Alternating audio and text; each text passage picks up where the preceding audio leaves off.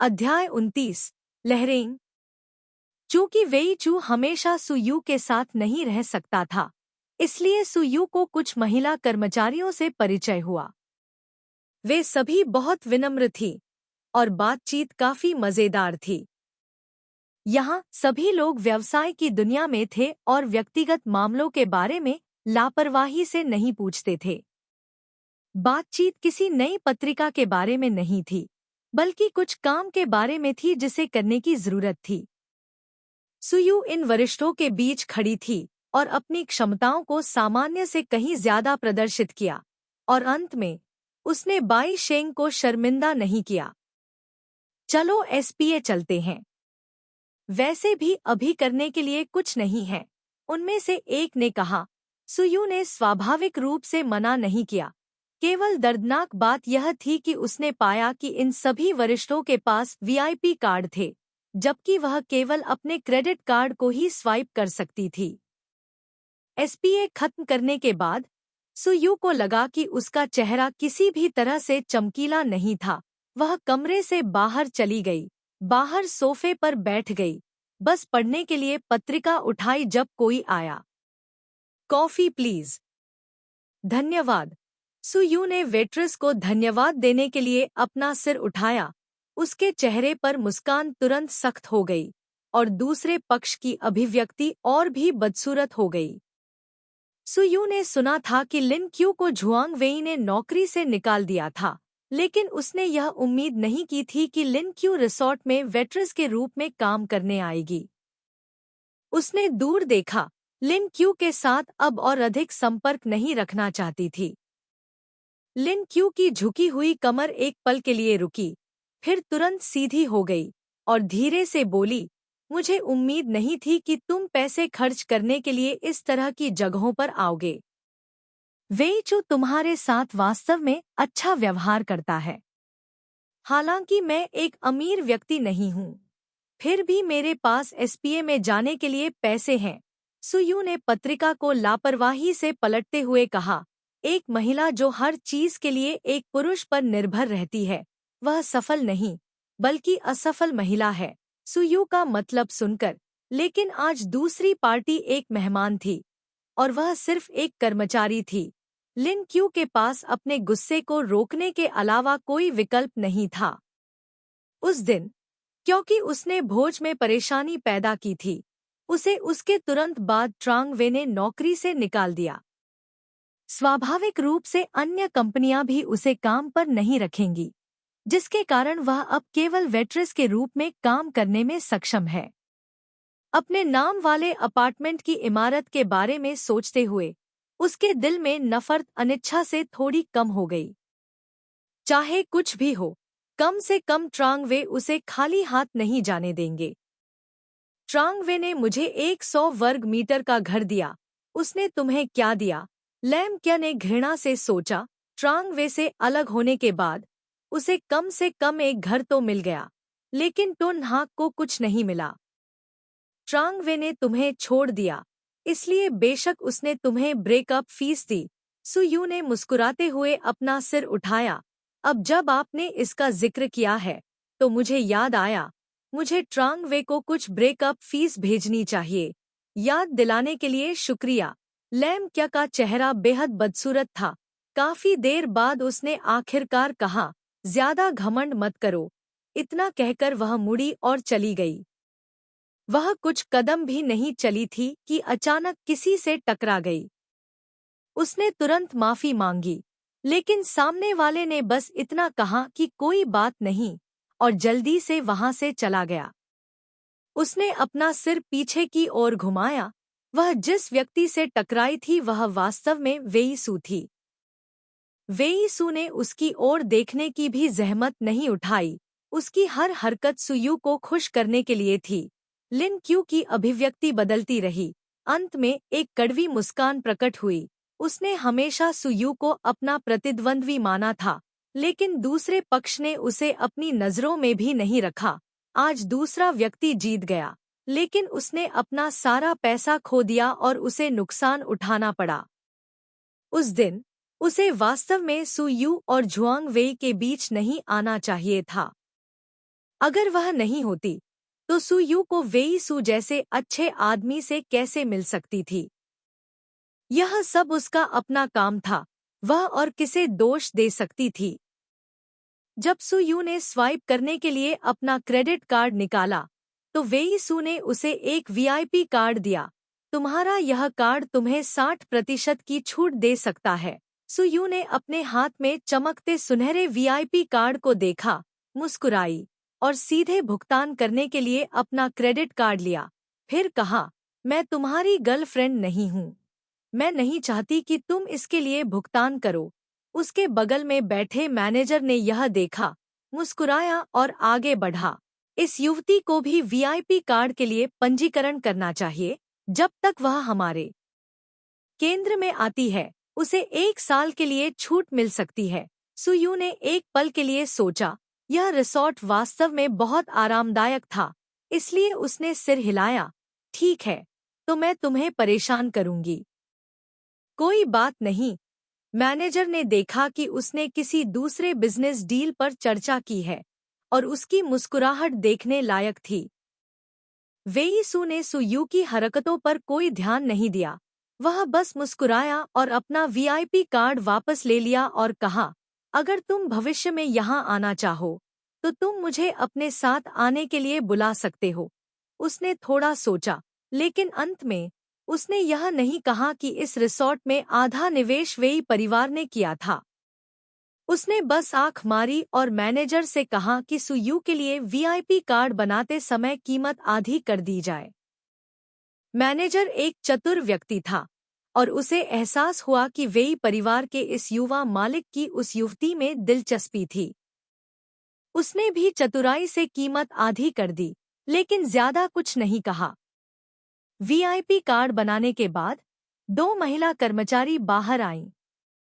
जब उन्होंने वेई सू को देखा तो उनके हाव भाव बदल गए और उन्हें सुयू को अलविदा कहने का बहाना मिल गया। बॉस का लाइट बल्ब बनना अच्छा नहीं होता, उनमें बड़े बॉस के रास्ते में आने की हिम्मत नहीं होती। लोग कहते हैं कि प्यार में पुरुष तर्कहीन होते हैं, उनकी हिम्मत बहुत कम होती है। वे यह जानने की हिम्मत नहीं करते कि बॉस का तर्क कितना मजबूत है।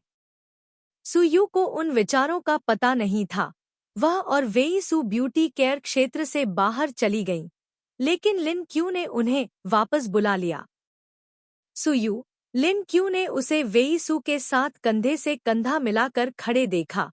उसकी अभिव्यक्ति थोड़ी जटिल थी। झुआंग वेई, वह अभी भी तुमसे प्यार करता है। सुयू को समझ में नहीं आया कि लिन क्यू ऐसा क्यों कहेगी। ऐसा लग रहा था जैसे वह किसी टीवी नाटक में अभिनय कर रही हो। वह एक पल के लिए स्तब्ध रह गई और फिर बोली, मुझे झुआंग वेई के व्यवसाय में कोई दिलचस्पी नहीं है।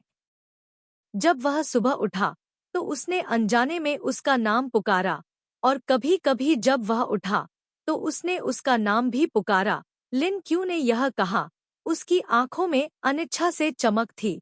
मैं उसे 5 साल से पसंद करती हूँ। जब से मैंने यूनिवर्सिटी जाना शुरू किया था, तब से लेकर अब तक।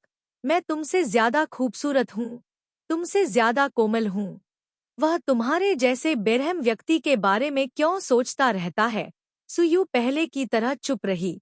उसे झुआंग वेई पसंद था, लेकिन वह इस तरह का विश्वासघात बर्दाश्त नहीं कर सकती थी। उसे इस तरह के विश्वासघात से बेहद नफरत थी, यहाँ तक कि वह नफरत उसके दिल में प्यार से भी बड़ी थी। उसने प्यार को पहले स्थान पर कभी नहीं रखा, इसलिए जब उसे चोट लगी तो वह अभी भी बिना किसी चोट के जा सकती थी। अगर झुआंग वेई उससे प्यार करता था तो वह लिन क्यू के साथ क्यों था? वह व्यंग्यात्मक ढंग से हंसी। आप और मैं सिर्फ एक सफेद गुलाब और एक लाल गुलाब हैं। केवल वे लोग जो ट्रांग वे के पास हैं, वे ही बता सकते हैं कि यह मच्छर का काटना है या चावल का दाना है। झुआंग वेई जिस व्यक्ति से सबसे अधिक प्यार करता है, वह केवल वह है। क्या तुम नहीं समझती? मैं इस व्यक्ति के बारे में अब और बात नहीं करना चाहता। लिन क्यू की आंखें लाल हो गईं और वह भी हंसी, यह नहीं जानते हुए कि वह सुयू पर हंस रही थी या खुद पर। हो सकता है कि तुम एक सफेद गुलाब हो, लेकिन मैं कभी लाल गुलाब नहीं रही। मैं तो बस झुआंग वेई के खेल की एक वस्तु हूँ। अब मैं भी इसी की हकदार हूँ। सुयू ने उसे इस तरह देखा, अपनी आंखें दूसरी ओर घुमा ली। तुम्हें ज्यादा नहीं सोचना चाहिए, मुझे जाना है। सुयू को दूर जाते हुए देखकर लिन क्यू ने अचानक अपनी आवाज ऊंची की और कहा, सुयू, तुम्हारे पिता इसी शहर में हैं, क्या तुम्हें पता है? सुयू एक पल के लिए रुकी और थोड़ी देर बाद आगे चलती रही, जैसे कि उसने लिन क्यू की बात नहीं सुनी हो। वेई सू ने फिर से लिन क्यू को देखने के लिए अपना सिर घुमाया, यह देखकर कि दूसरे व्यक्ति की आंखों में झूठ बोलने का कोई संकेत नहीं था। उसने अपना सिर सुयू को देखने के लिए घुमाया, केवल उसके भावहीन चेहरे को देखने के लिए। हर कोई खेल खेल में थक गया था और घर जाने के लिए तैयार था। घर पहुंचकर सुयू ने 3 भरवा जानवरों को गले लगाया, एक बड़ा और 2 छोटे, और वेई चू की कार में बैठ गई। लिन क्यू के शब्द उसके दिमाग में गूंज रहे थे। वह जानती थी कि लिन क्यू झूठ नहीं बोल रही थी। बात बस इतनी थी कि सुयू अपने पिता से नफरत नहीं करती थी, लेकिन उसके मन में उनके लिए कोई भावना भी नहीं थी। अब जब उसने उनके बारे में सुना, तो नाराज और खाली होने के अलावा इसका उस पर कोई असर नहीं हुआ। यह देखकर कि सुयू ने कुछ नहीं कहा, वेई चू ने पूछने की जहमत नहीं उठाई। उसने बस पियानो का एक टुकड़ा बजाया, ताकि सुयू पूरी तरह से अपनी दुनिया में न खो जाए। जब वे सराय के नीचे पहुंचे, तो सुयू ने भरवा जानवरों को गले लगाया और बड़ी मुश्किल से कार से बाहर निकली। 2 कदम चलने के बाद उसने अचानक अपना सिर घुमाया और वेई चू को देखा। वेई चू, क्या तुम मुझे पसंद करते हो? अध्याय 30 आकस्मिक मुलाकात। शांति, बहुत शांति। वेई सू को भी यह एहसास हो गया था कि सुयू की मुस्कान में कुछ और ही अर्थ था। उसने तुरंत अपने मन में सफलता की संभावना का आकलन किया, दृढ़ता से अपना मुंह खोला। अगर मैंने कहा कि मैं तुम्हें पसंद करता हूँ, तो तुम्हें कैसा लगेगा? सुयू ने वेई सू को ऊपर से नीचे तक देखा। वह नहीं समझ पाई कि वेई सू के मुस्कुराते चेहरे का क्या मतलब था। उसने ईमानदारी से कहा, मेरी किस्मत वाकई दयनीय है, इतना अच्छा आदमी। मुझे आश्चर्य है कि कितनी लड़कियां उसे पसंद करती हैं। वेई सू ने तुरंत सुयू के शब्दों का अर्थ समझ लिया। उसने जल्दी से कहा, क्या होगा अगर मैं दूसरी लड़कियों के साथ संबंध न बनाऊं और किसी को अपने करीब न आने दूं? वेई सू का लहजा बहुत गंभीर लग रहा था, लेकिन उसके हाव भाव से ऐसा लग रहा था जैसे वह मजाक कर रहा हो। सुयू ने भरवा जानवर को पकड़े हुए हाथ को कसकर पकड़ रखा था। उसकी उंगलियां उनके पेट में गहराई तक घुसी हुई थी। वरिष्ठ, जूनियर को चिढ़ाना अच्छा नहीं है। जूनियर, इतना छोटा मत बनो। वेई सू ने अपने मुंह के कोनों को सिकोड़ते हुए आह भरी। लेकिन अगर तुम्हें वास्तव में कोई आपत्ति नहीं है, तो मैं तुम्हारा प्रेमी भी बन सकता हूँ। तो मुझे वास्तव में खेद है, नाहक ने आह भरते हुए कहा। पति चुनने के लिए आप मेरे मानकों से आगे निकल गए हैं। मैं बहुत दबाव महसूस कर रही हूँ। आपके अच्छे इरादों के लिए धन्यवाद। यह वास्तव में अफसोस की बात है। वेई सू के चेहरे पर कोई भाव नहीं दिखा, लेकिन उसका दिल निराशा से भर गया। लेकिन सुयू को इस तरह देखकर यह स्पष्ट था कि उसके मन में उसके प्रति अच्छी धारणा थी, इसलिए क्रांति को आंशिक रूप से सफल माना गया। 1000 मील की यात्रा आपके पैरों के तलवों से शुरू होती है। वेई सू ने यह देखकर गाड़ी चला दी कि सुयू ऊपर चली गई थी। जब वह घर पहुंचा तो उसे अचानक याद आया कि उसके सहपाठी, जिसका नाम वह भूल गया था, ने तो नाहक से क्या कहा था। ऐसा लग रहा था कि ट्रांग वे फिर से पीछे लौटना चाहता था। वह इस अवसर को हाथ से जाने नहीं दे सकता था। वह पहले ही एक बार चूक चुका था। वह दूसरी बार अपनी आंखें नहीं खोलना चाहता था और इस सुनहरे अवसर को अपनी मुट्ठी से फिसलते हुए देखना नहीं चाहता था। और तो नाहक के पिता। वह भौचक्का रह गया। वह वास्तव में तो नाहक के परिवार को नहीं समझता था। वह केवल इतना जानता था कि उसके माता पिता का बहुत जल्दी तलाक हो गया था, तो नाहक का पालन पोषण उसकी माँ ने किया था। एक आदमी जिसके पास अपने परिवार के लिए जिम्मेदारी की ऐसी भावना नहीं है। वेई सू ने हमेशा पारंपरिक मूल्यों का सम्मान किया है। उन्हें लगता है कि एक आदमी को शादी के बाद जिम्मेदारी लेनी चाहिए। एक शादीशुदा आदमी जो अपनी पत्नी और बच्चों की देखभाल नहीं करना चाहता, क्या उसे अभी भी एक आदमी माना जा सकता है? शादी जिम्मेदारी से भरा रास्ता है। अगर आप शुरू से ही जिम्मेदारी नहीं लेना चाहते हैं या जिम्मेदारी नहीं ले सकते हैं, तो आपको गुलाबी कागज के टुकड़े पर दो लोगों के नाम नहीं उकेरने चाहिए। अंत में आप सहज महसूस करते हैं, लेकिन दूसरे व्यक्ति को चोट पहुंचाते हैं। कंप्यूटर चालू करते हुए बीजीयू के व्यक्तिगत पेज पर कोई नई जानकारी नहीं थी। केवल कल रात का एक वाक्य था कि वह आज खेलने के लिए बाहर जाएगा। उपन्यास में एक नया अध्याय था। उसने ईमानदारी से नया अध्याय खरीदा, इसे ध्यान से पढ़ा, कृपया एक टिप्पणी छोड़ दी और फिर उपन्यास की वेबसाइट बंद कर दी। जब वह अभी भी छात्र संघ में था, तो उसने सुयू की प्रोफाइल देखने का अवसर लिया था। उसने अपनी माँ का उपनाम इस्तेमाल किया था, इसलिए भले ही वह जांच करना चाहता था कि वह गैर जिम्मेदार आदमी कौन था, किसी और को इसकी अनुमति नहीं है।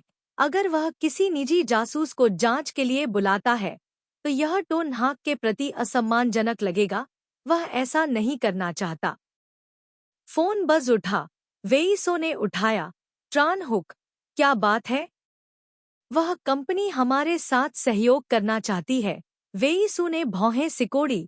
यह कंपनी हाल के वर्षों में ढलान पर जा रही है। जल्दी या बाद में यह दिवालिया हो जाएगी। मुझे कोई दिलचस्पी नहीं है। फोन के दूसरी तरफ चेन जू ने कड़वाहट से मुस्कुराया और उसके पास कहने के अलावा कोई विकल्प नहीं था। बड़े भाई, क्या आप उनसे मिलने के लिए कुछ समय निकाल सकते हैं? इस कंपनी के मालिक के मेरी माँ के साथ कुछ संबंध हैं। मुझे यह भी पता है कि यह कंपनी सहयोग करने लायक नहीं है। आपको बस उनसे बात करने के लिए कुछ समय की व्यवस्था करने की आवश्यकता है और मैं कार्य पूरा कर दूंगा।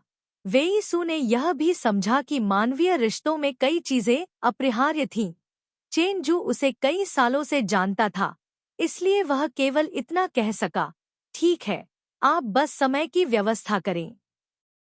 ठीक है, मैं पत्नी खोजने की आपकी यात्रा को प्रभावित नहीं करूंगा। चेन जू ने कार्य पूरा किया। उसका मूड तुरंत बेहतर हो गया। अपनी माँ की पुरानी दोस्त के बारे में सोचते हुए चेन जू अपने माथे को रगड़ने से नहीं रोक सका। यह नहीं जान पाया कि उसकी बूढ़ी माँ उस दिन ऐसी महिला को कैसे जान गई। सप्ताह की शुरुआत में सुयू ने कुछ समय पहले ही कंपनी में प्रवेश किया था, जब निदेशक ने सहयोग के नाम का इस्तेमाल करके उसे जिनचू के पास धकेल दिया, जिसका मतलब यह भी था कि वह हर दिन कंपनी में अपना कार्ड स्वाइप करने जाती थी और सीधे जिनचू के पास जाती थी।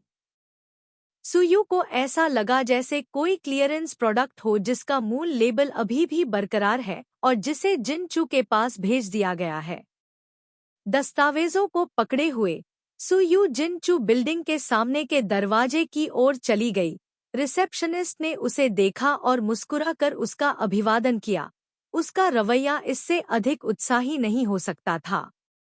एक पल के लिए सुयू को लगा कि वह वास्तव में बाक सिन्ह की नहीं, बल्कि किम सो की कर्मचारी है। परिचित लिफ्ट में जाकर सुयू ने देखा कि रिसेप्शनिस्ट जिसने उसे 2 बार पहले उठाया था, पहले से ही 2 लोगों के साथ अंदर थी, एक पुरुष और एक 50 साल से अधिक उम्र की महिला।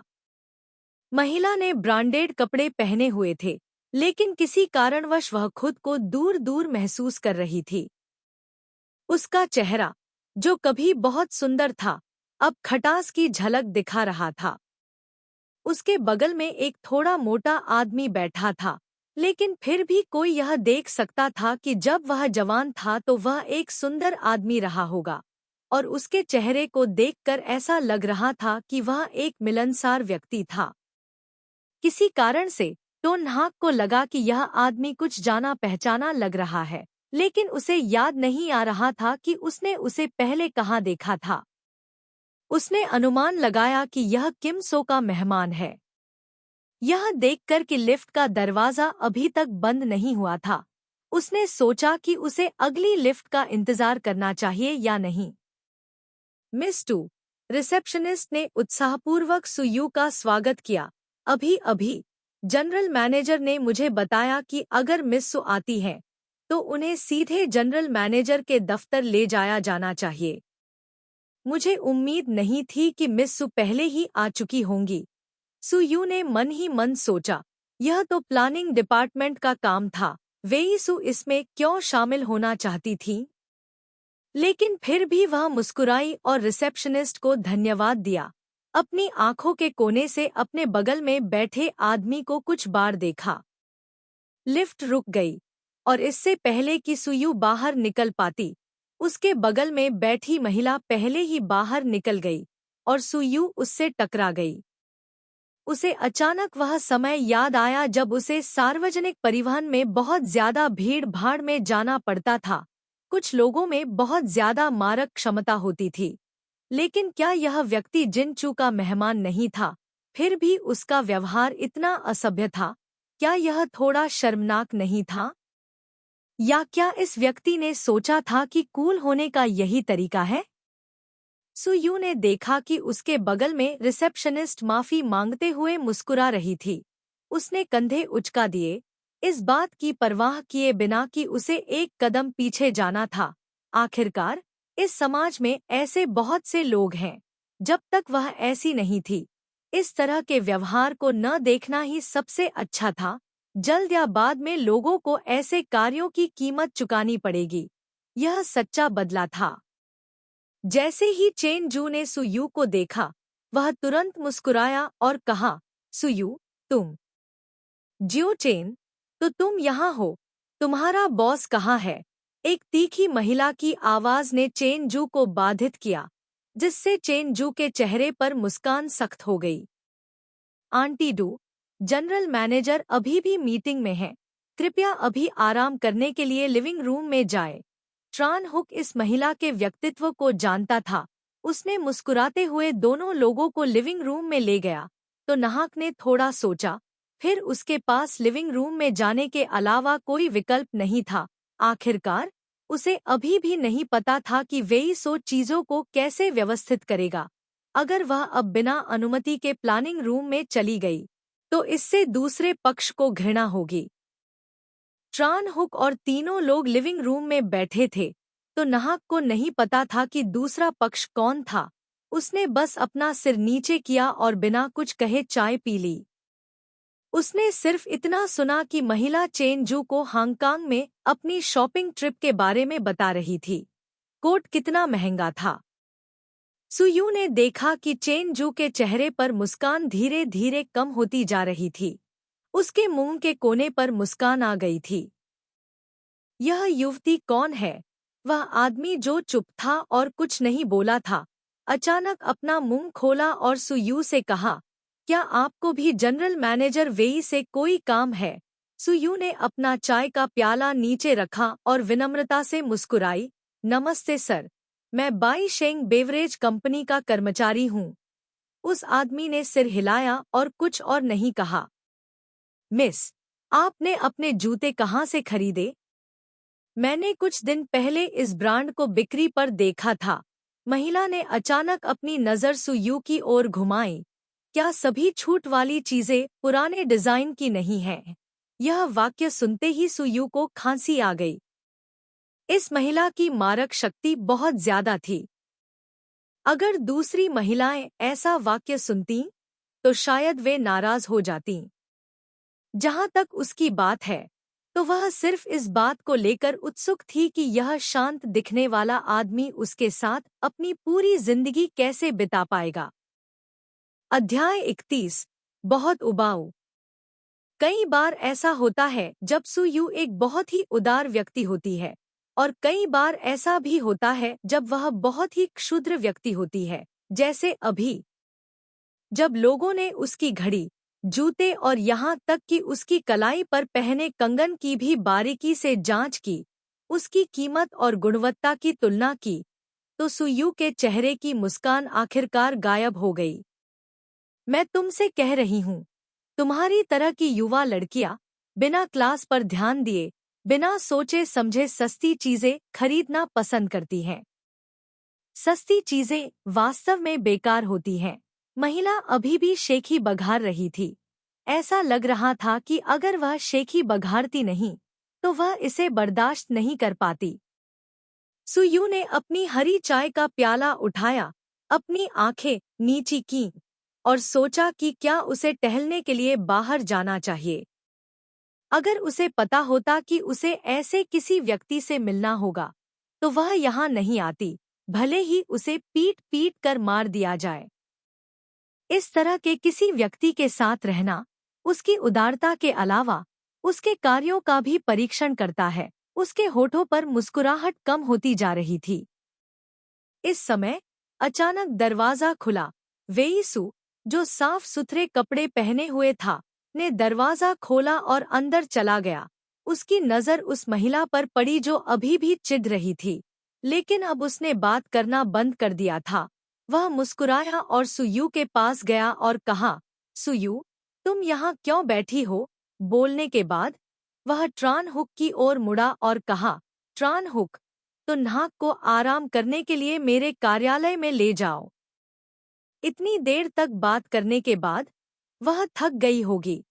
फिर उसने धीरे से सुयू के कंधे को थपथपाया। उसकी हरकतों से ऐसा लग रहा था जैसे दोनों के बीच का रिश्ता बेहद अंतरंग था। गपशप करने वाली महिला के हाव भाव बदल गए। उसका दिल कांप उठा।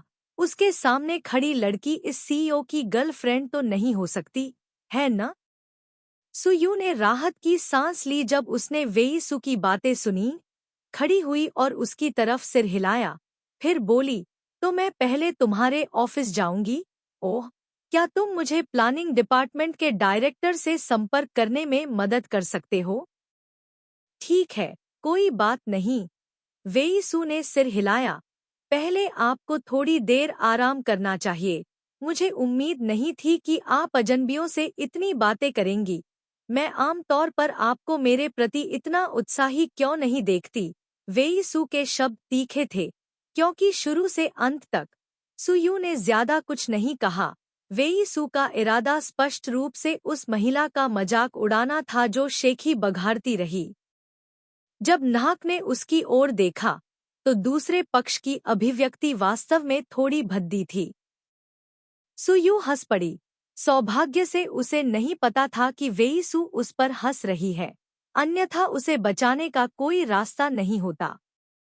यह जानते हुए कि वेईसु को शायद दूसरे पक्ष से चर्चा करने के लिए कुछ काम था, सुयू ने अब और देरी नहीं की, मुड़ी और तुरंत चली गई। चेनजू ने पीछे से आकर माफी मांगते हुए कहा, सुयू, मुझे माफ करें। यह कुछ भी नहीं है। वह तुम्हारा परिवार नहीं है। तो नाहक मुस्कुराया, सीईओ के कार्यालय में चला गया और सोफे पर बैठ गया। ट्रान हुक ने उसे लैपटॉप दिया, एक कप चाय बनाई और फिर टोन नाहक को सीईओ के दफ्तर में अकेला छोड़ दिया। टोन नाहक ने कंप्यूटर चालू किया, लेकिन उसमें कोई पासवर्ड नहीं था। कंप्यूटर स्क्रीन पर एक कृत्रिम झील की तस्वीर थी। झील के बीच में मिट्टी का एक छोटा सा टीला है, जिस पर एक छत्र का पेड़ है। उसके बगल में एक प्राचीन शैली का पत्थर का पुल है, जो सीधे झील के किनारे तक जाता है। तस्वीर के बाईं और सुलेख में लिखी एक कहावत भी है, हाँ नाट फोंगते नगो, जो बहुत प्राचीन एहसास देती है। सुयू इस दृश्य से बहुत परिचित थी, क्योंकि यह 9 मंजिला इमारत के बगल में एक कृत्रिम झील थी जहां वह कॉलेज में पढ़ती थी, और इसके बगल में एक छोटा सा जंगल भी था, जो रात में जोड़ों के टहलने के लिए एक पवित्र स्थान था। हान तांग ते नगो, फीनिक्स छत्र के पेड़ पर कब बैठेगा? अप्रत्याशित रूप से इस तरह के एक परिचित दृश्य को देखकर सुयू थोड़ा चौंक गई। उसे याद आया कि जब वह कॉलेज में थी तो वह और ट्रांग वे भी यहाँ घूमने आए थे, लेकिन किसने सोचा होगा कि अब वह और ट्रांग वे अजनबी हो गए हैं और यह झील अभी भी उतनी ही खूबसूरत है जितनी पहले थी। महाप्रबंधक ट्राम, इस तरह का सहयोग किम सो के लिए बहुत फायदेमंद नहीं है। दूसरे पक्ष की सहयोग योजना को सुनने के बाद वेई सू ने बिना किसी हिचकिचाहट के अपना मुंह खोला। जिन सू को इस पहलू में कोई दिलचस्पी नहीं है। इसके अलावा महाप्रबंधक शेन की कंपनी इतनी बड़ी मात्रा में पूंजी वहन करने में सक्षम नहीं है।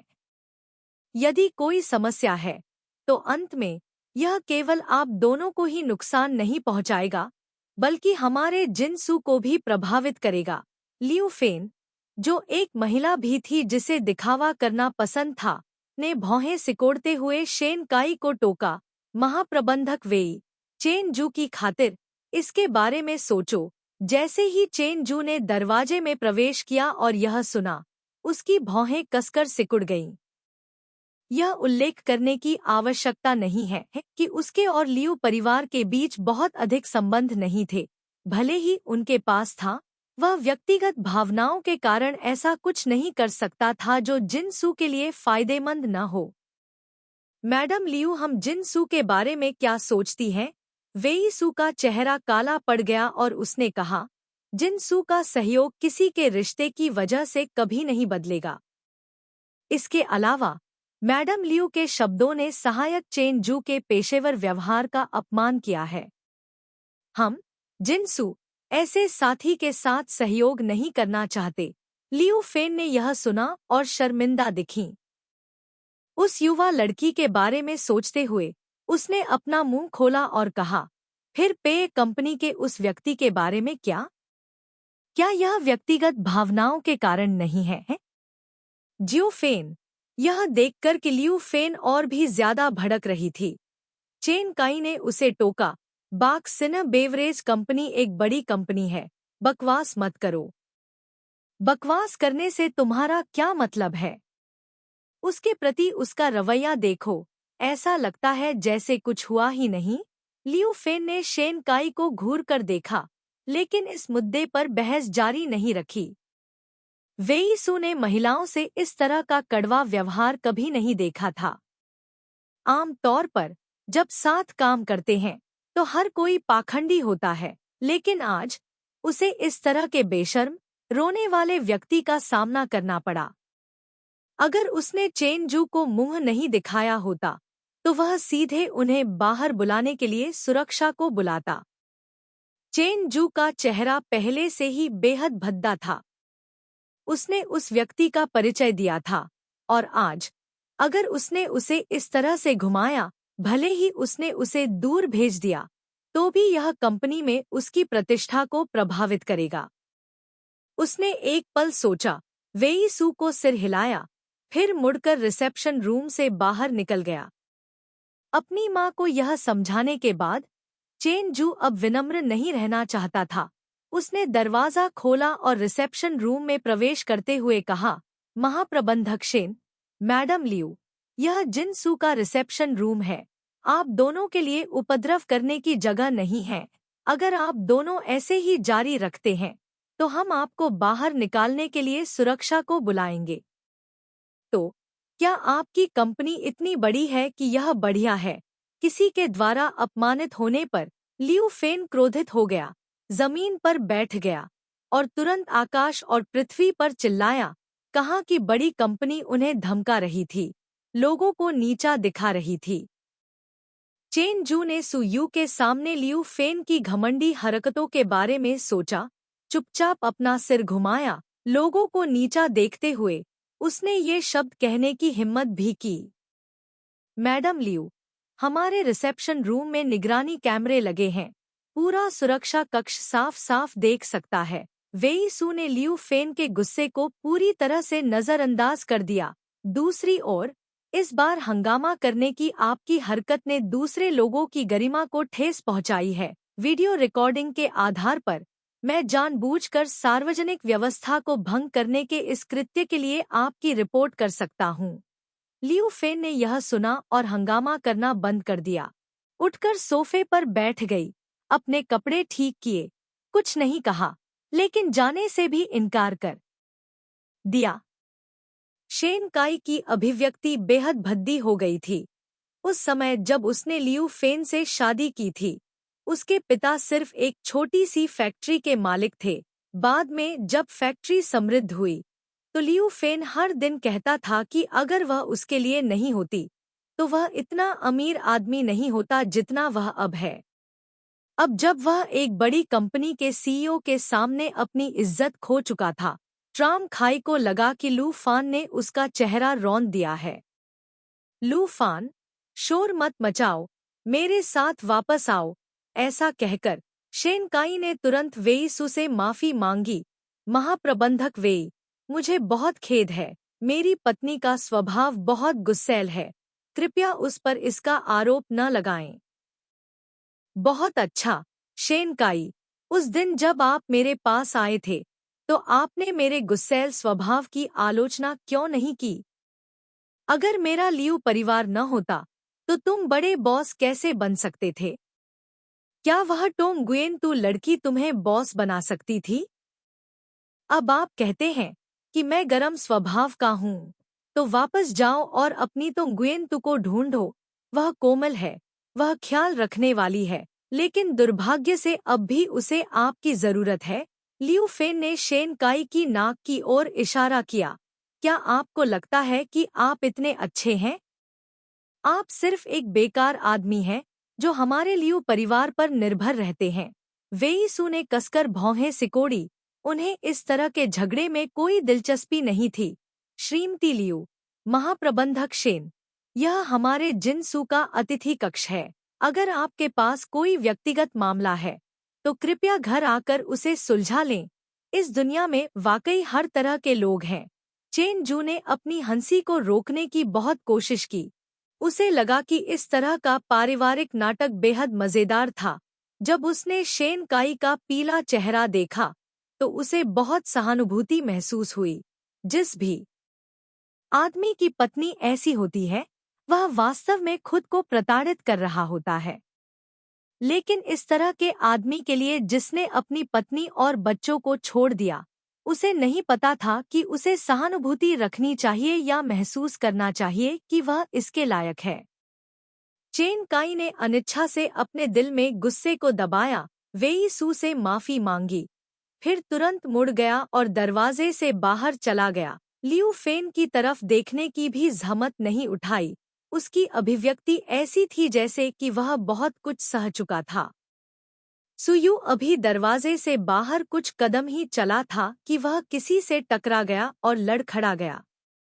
दूसरे पक्ष को भी एहसास हुआ कि वह गलती से किसी से टकरा गया था, इसलिए उसने सुयू को सहारा देने के लिए हाथ बढ़ाया।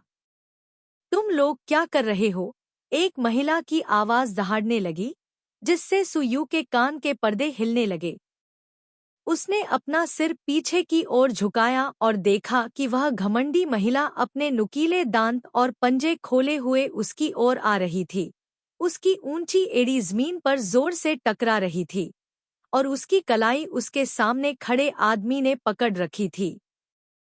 ट्रान खाई, क्या तुम्हें अब भी कोई शर्म है? लियू फेन ने देखा कि वह करीब आ गया था, लेकिन ट्राम खाई ने अभी भी टोन हाक को नहीं छोड़ा था। उसने ट्राम खाई को धक्का देने के लिए हाथ बढ़ाया, तो नाक भी दीवार से टकरा गया। उसके सिर का पिछला हिस्सा जोरदार धमाके के साथ दीवार से टकराया। लानत है! नाच, जो शायद ही कभी गाली देता था, को नीचे बैठना पड़ा और अपनी गर्दन को पकड़कर दबी हुई आवाज में गाली देनी पड़ी। यह इतना दर्दनाक था कि वह लगभग रो पड़ा। आज घर से निकलने से पहले उसने डेट तो नहीं देखी, वरना इतनी खूंखार औरत से क्यों मिलती। लेकिन यह लड़का ट्राम खाई तो नाक। वेई सू बाहर चली गई और उसने देखा कि सुयू कोने में अपने सिर को हाथों में थामे बैठी है। उसकी अभिव्यक्ति इससे अधिक भद्दी नहीं हो सकती थी। सुयू ने अपना सिर उठाया और वेई सू की ओर नहीं, बल्कि उस आदमी की ओर देखा जिसे लियू यू फेन थप्पड़ मार रहा था। उसने अपनी गर्दन के पीछे की गांठ को रगड़ा। गुस्सा और हताशा बढ़ रही थी। धिक्कार है, यह कुत्ते के खून का नाटक फिर से शुरू हो गया है। अध्याय 32 पछतावा। वेईसु सुयू के सामने आया, बैठ गया और चिंतित होकर पूछा, क्या तुम ठीक हो? सुयू ने गहरी सांस ली। वेईसु को देखते ही उसकी आंखों में आंसू भर आए। इसलिए नहीं कि वह रो रही थी, बल्कि दर्द के कारण उसकी आंसू की नलियों ने अपने आप तरल स्रावित किया। बड़े भाई वेईसु, अगली बार अगर आप फिर से ऐसे किसी खतरनाक व्यक्ति से सामना करते हैं तो मुझे 1 घंटे पहले बताना न भूले, ताकि मैं एक चक्कर लगा सकूं। सुयू को इतना दर्द में देखकर कि उसका चेहरा विकृत हो गया था। वेईसु ने दर्द से हाथ बढ़ाया और धीरे से सुयुओ के सिर को सहलाया।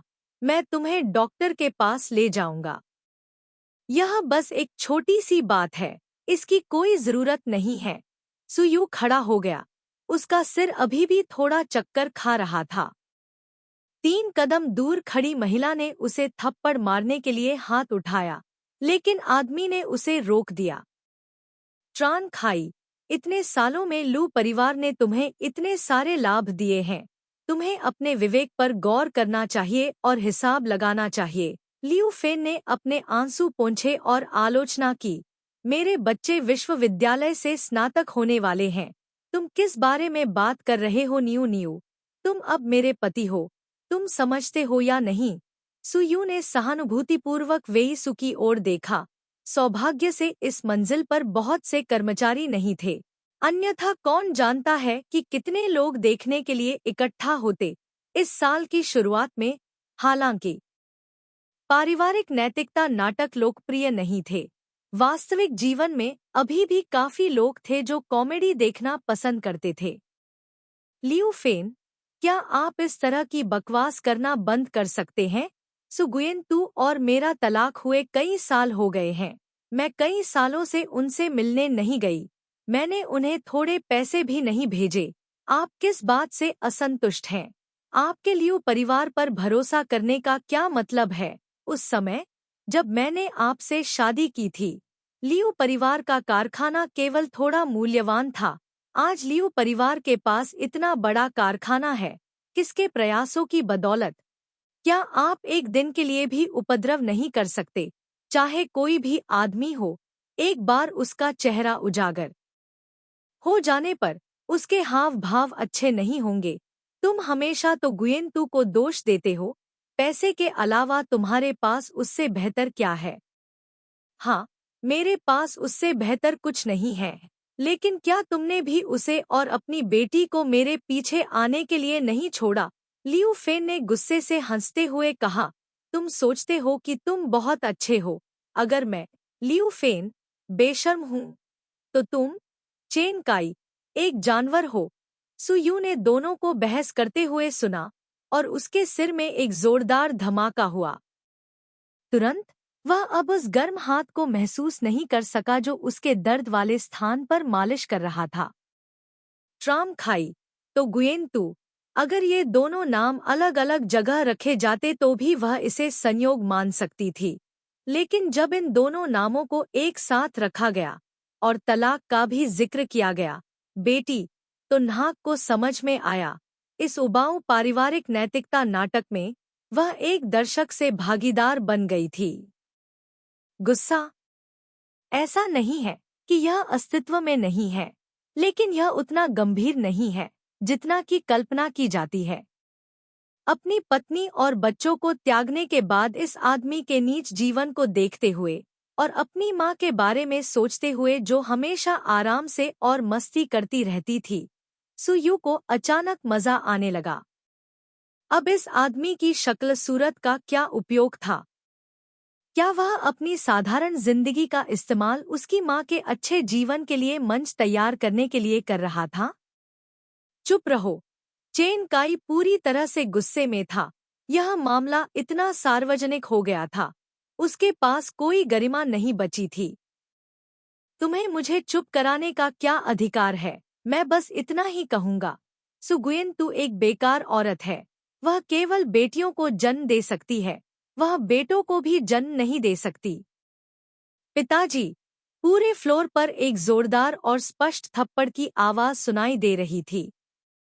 महिला की चीखें बंद हो गई थी और आदमी की गुस्से भरी दहाड़ भी गायब हो गई थी।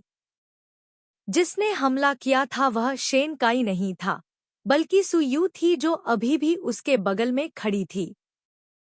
सुयू ने अपने सामने खड़ी महिला को ठंडेपन से देखा, जो तब तक रो रही थी जब तक उसका मेकअप नहीं उतर गया।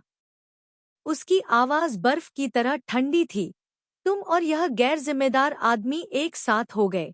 मेरी माँ ने डांटा या शाप नहीं दिया, क्योंकि मेरी माँ में स्टाइल था, और इसलिए भी क्योंकि मेरी माँ इस तरह के आदमी से नफरत करती थी। आप लोगों ने शादी कर ली और मेरी परवरिश का खर्च नहीं उठाया।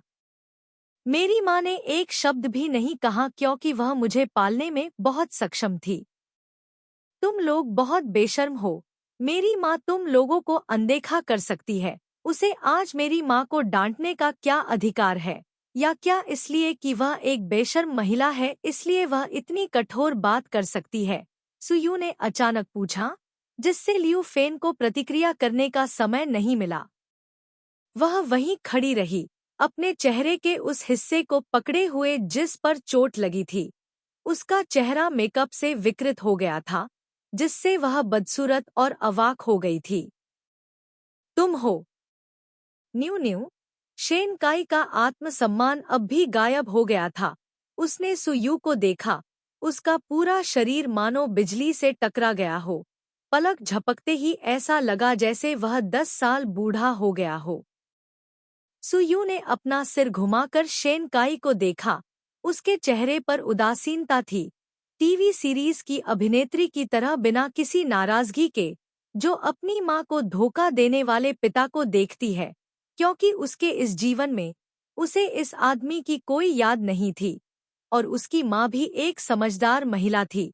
उसने अपनी बेटी को कभी नहीं बताया था कि उसे उसके पिता ने छोड़ दिया है। उसके पास ऐसा कहने का कोई कारण नहीं था।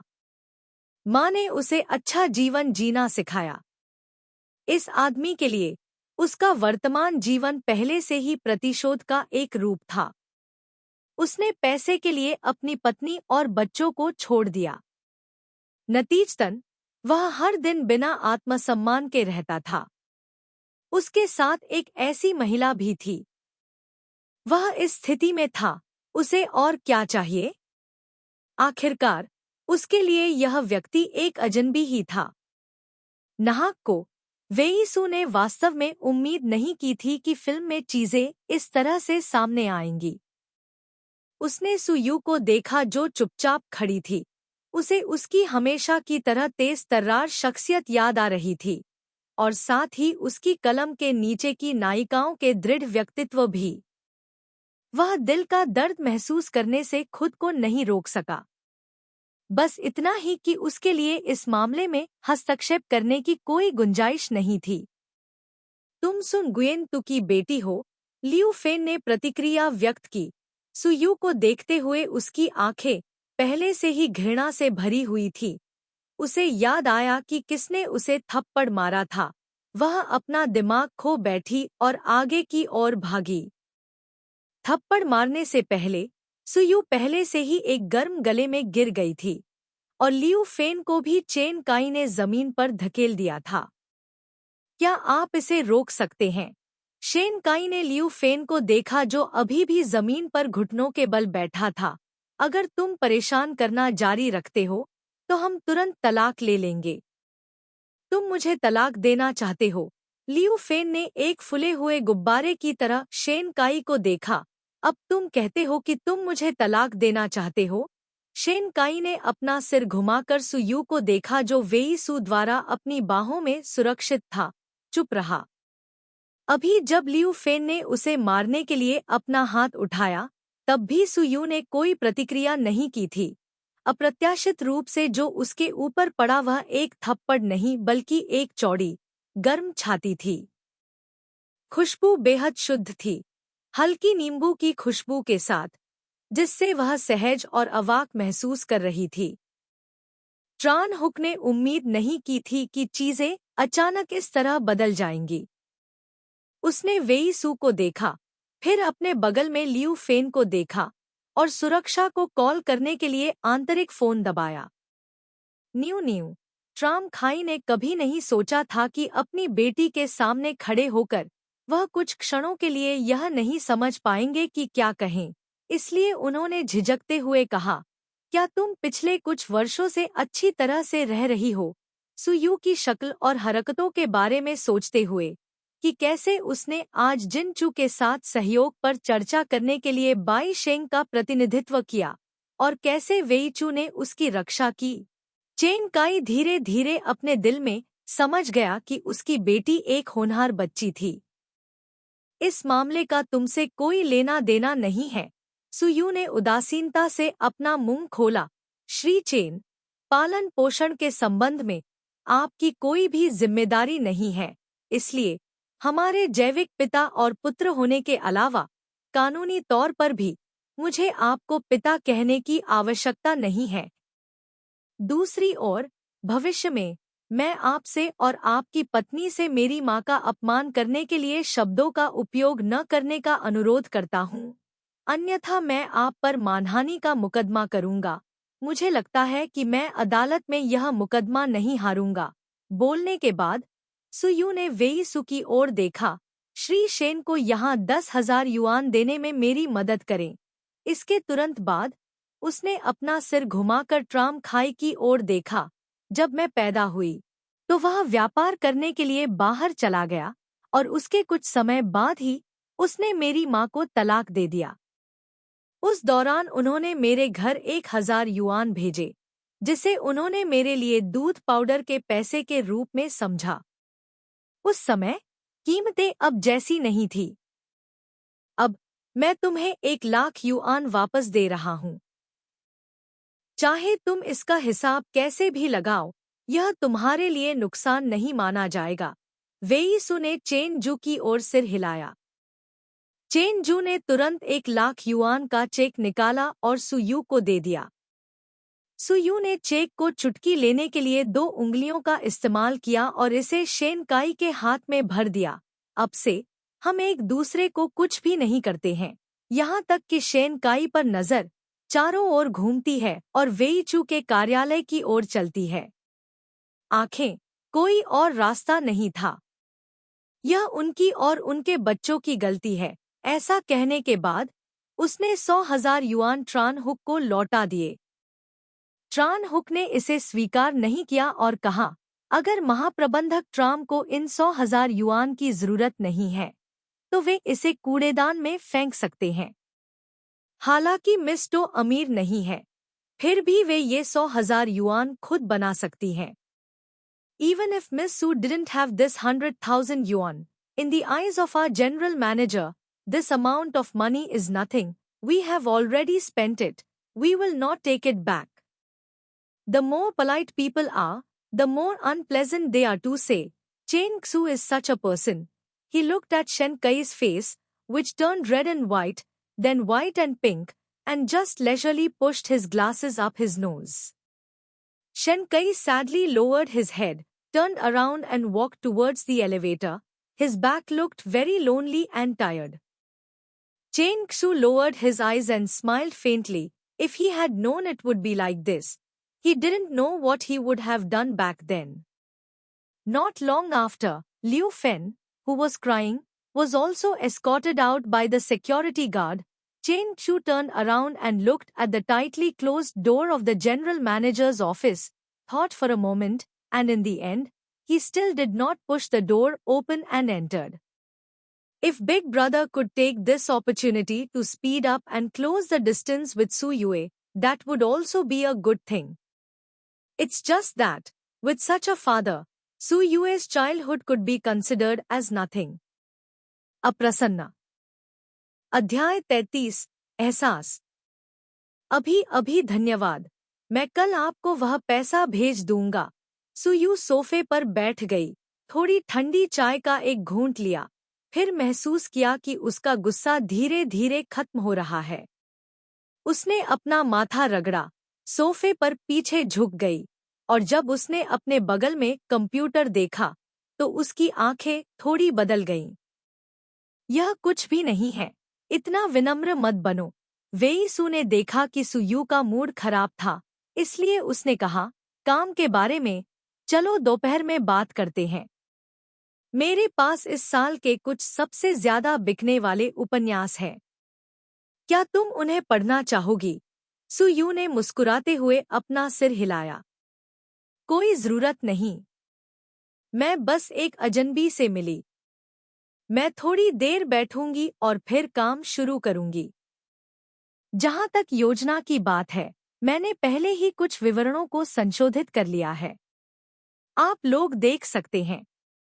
अगर कुछ असंतोषजनक है तो आप सुझाव दे सकते हैं। हम काम के बारे में कभी भी बात कर सकते हैं। वेई सू ने आह भरी और सुयू के सामने से चाय का कप उठाया। थोड़ी देर बैठो, मैं तुम्हारे लिए एक और कप चाय बनाती हूँ। सुयू ने फिर से बंद दरवाजे की ओर देखा। उसकी दाहिनी तर्जनी ने कंप्यूटर के टचपैड को छुआ। मूल रूप से काली स्क्रीन अचानक चमक उठी। उसने वेब पेज को छोटा कर दिया, जिससे परिचित स्क्रीन सामने आ गई। यह तस्वीर जानी पहचानी थी, लेकिन वह मुख्य बात नहीं थी जिसमें उसकी दिलचस्पी थी। उसे सबसे ज्यादा आश्चर्य इस बात पर हुआ कि वू टोंग के पेड़ के नीचे एक जानी पहचानी आकृति थी। हालांकि चेहरा साफ नहीं था, फिर भी वह पहचान सकती थी कि वह व्यक्ति कौन था। इस एंगल से पीछे देखने पर यह तस्वीर शायद गुप्त रूप से खींची गई होगी। क्या यह संयोग था या जानबूझकर ऐसा किया गया था? उसने सोचा, कोई भी लड़की खुद को किसी और की कंप्यूटर स्क्रीन पर देखकर उदासीन नहीं रह सकती। यह ऐसा था जैसे किसी को अचानक अपने बटुए में 100 युआन अतिरिक्त मिल जाए, लेकिन उसे यह न पता हो कि यह कहाँ से आया है। इसलिए उसे शांति से अपनी जेब में रखना या उसे एक तरफ रख देना और मालिक के आने का इंतजार करना बेहतर होगा। क्लैक। चाय का प्याला सुयू के सामने रखा गया। जब वेई सू की नज़र सुयू के सामने कंप्यूटर स्क्रीन पर पड़ी, तो उसके चेहरे की मुस्कान गायब हो गई, लेकिन सुयू के हाव भाव को अभी भी सामान्य देखकर उसने मुस्कुराते हुए कहा, क्या तुम अभी भी इस कंप्यूटर का इस्तेमाल करती हो? मेरे पास इसमें कुछ दस्तावेज सहेजे हुए हैं, शायद मैं बाद में इसका इस्तेमाल करूं। यह कंप्यूटर तुम्हारा है। सुयू ने वेई सू को देखने के लिए अपना सिर उठाया। उसकी आंखें बदल गईं और उसने तुरंत कहा, मुझे खेद है, मुझे नहीं पता था कि आपको इसकी आवश्यकता है। यह ठीक है, शायद चेन जू भूल गया।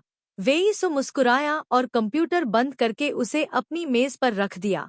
फिर मुड़कर 2 उपन्यास उठाए और सुयू के सामने रख दिए। जब नाहक ने उस पर नजर डाली तो पता चला कि वह उसकी 2 पसंदीदा लेखकों की 2 नई किताबें थीं। एक किताब खोली। यह एक हस्ताक्षरित संस्करण था। उसकी आंखें आश्चर्य से चौड़ी हो गईं।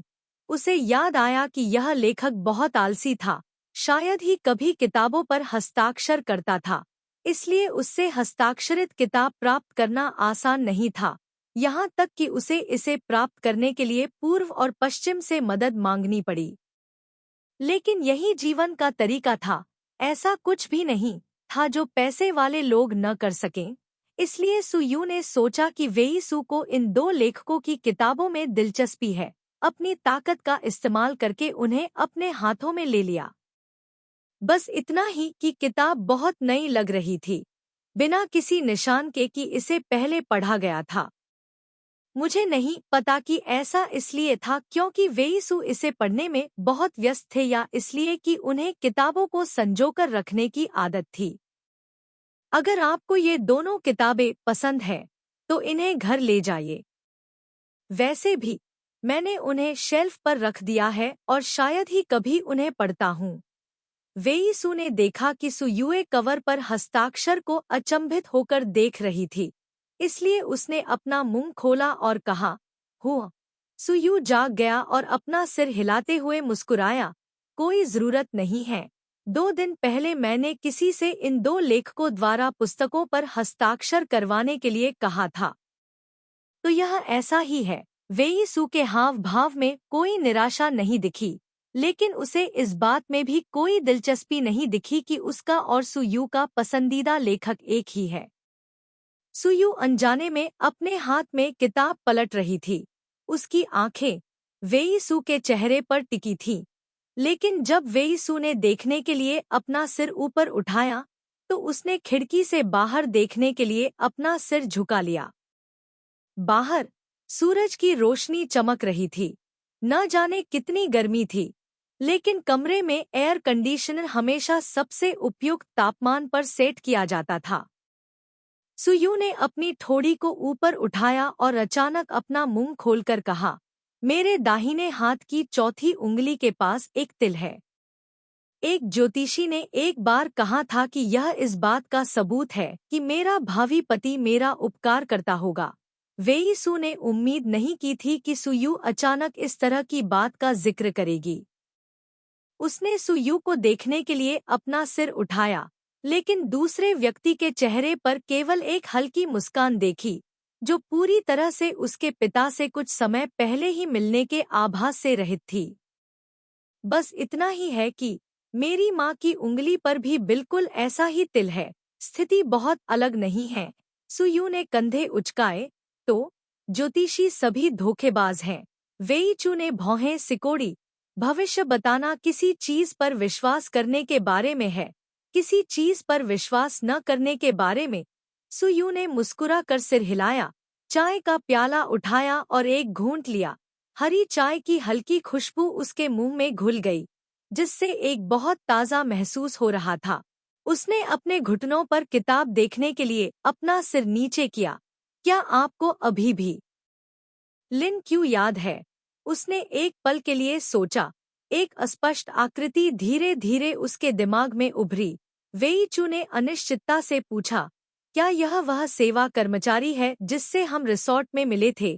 वेई चू की अनिश्चित उपस्थिति को देखते हुए सुयू ने हंसते हुए कहा, हाँ, यह वही है। उसकी माँ और मेरे पिता भाई बहन हैं, लेकिन मेरे माँ और पिता के तलाक के बाद मेरे परिवार का लिन क्यू के परिवार से संपर्क टूट गया और फिर मेरी माँ मेरे साथ चली गई।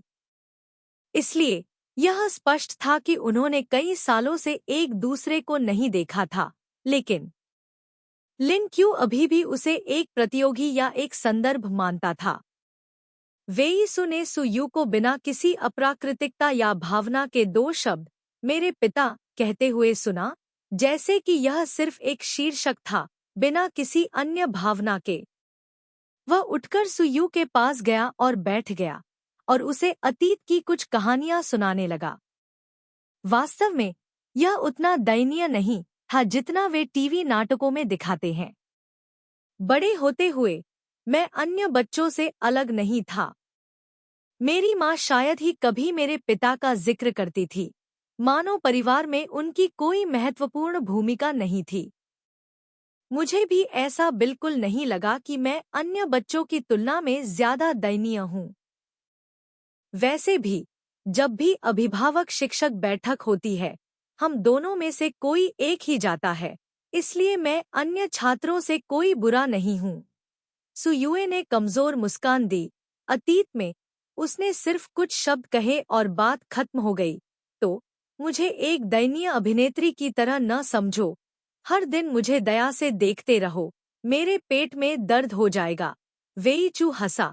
उन दोनों ने थोड़ी देर बात की और फिर अपने काम पर लौट आए। हालांकि वे एक ही दफ्तर में थे, उन्होंने एक दूसरे को परेशान नहीं किया। जब दोपहर के भोजन का समय हुआ तो चेन जू ने सावधानी से अपना सिर बाहर निकाला और महाप्रबंधक के दफ्तर की ओर देखा। कोई हलचल नहीं थी। उसे अपने दिल में बेचैनी महसूस हुई। आखिरकार वे दोनों लोग सिर्फ अपने बड़े भाई से मिलने के लिए जिन चू के पास आ पाए थे, क्योंकि उनके साथ उनका रिश्ता था, लेकिन उन्हें इस मामले का सामना करना पड़ा। उसे अपने दिल में सुयुए के लिए बहुत दुख हुआ। उसे डर था कि सुयुए महाप्रबंधक के दफ्तर में छिपकर रोएगी। जब चेनजू बेहद चिंतित था तो महाप्रबंधक के दफ्तर का दरवाजा खुला। सुयुए और वेईचू खुश मुस्कान के साथ बाहर निकले। उनके चेहरे बहुत उदास नहीं दिख रहे थे। चेनजू ने अपना सिर पीछे खींच लिया। अचानक महसूस किया कि उसकी बूढ़ी माँ बहुत सारे टीवी नाटक देख रही है, जिसका उस पर बुरा असर पड़ रहा है। सुयू के चेहरे पर जरा भी घबराहट नहीं थी। चाहे आप उसे कैसे भी देखें, वह पारिवारिक प्रेम से पीड़ित अभिनेत्री की तरह नहीं दिखती थी।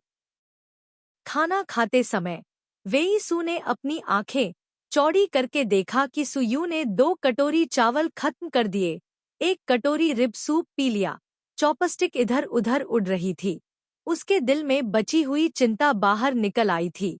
कम से कम वह खा पी तो सकता था।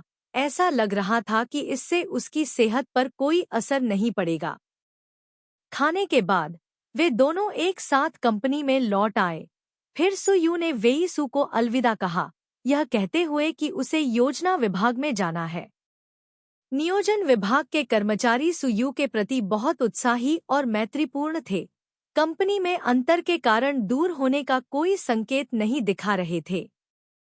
सुयू ने अपने दिल में राहत की सांस ली और अपने दिमाग में सभी योजनाएं बताईं।